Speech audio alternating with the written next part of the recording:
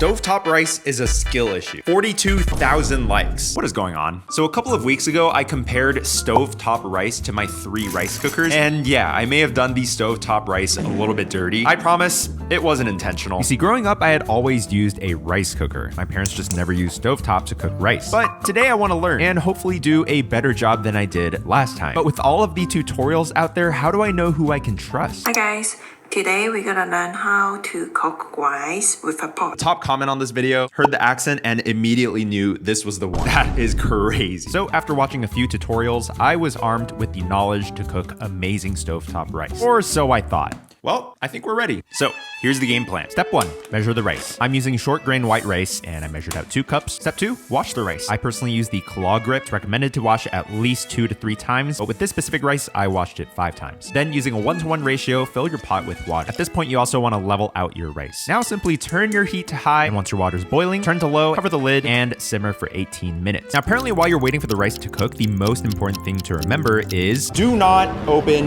the lid. Don't even look at it. Don't even touch it. Now, after turning the heat off, I've been told you also want to let it rest for 5 to 10 minutes, which helps the rice steam more evenly and lets the starch rest and firm up a little. And it's really important that you do not open the lid. But after 10 long minutes of anticipation, it was time.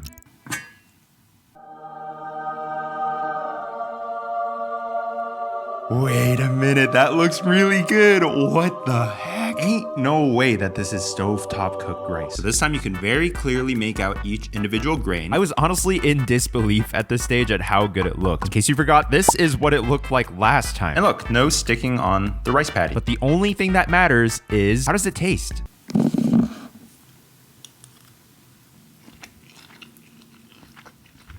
Wow, very interesting, very interesting.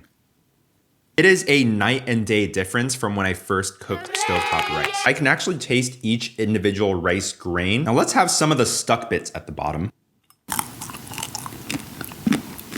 Yeah, that totally reminds me of bibimbap. I saw a couple of comments saying that they actually liked those crispy bits, which I can see the appeal. Now, after having a few more bites, I think for this cook, I did need to add a bit more water because it lacked a bit of the plumpness, juiciness, and stickiness that short grain white rice should have. Needless to say, I am extremely impressed with how the stovetop rice came out. I'm sure if you dialed in your process and got your measurements down with repetition and practice, you could absolutely get it as good as the mid-range rice cookers. My biggest takeaway here is that in life, even something as simple as making rice, there are so many ways of achieving that same goal. But ultimately, to find success, what matters in the end is practice, being humble enough to learn, and striving to be better every single time. Follow along if you want to see more on my rice journey, and let me know what you guys want to see next.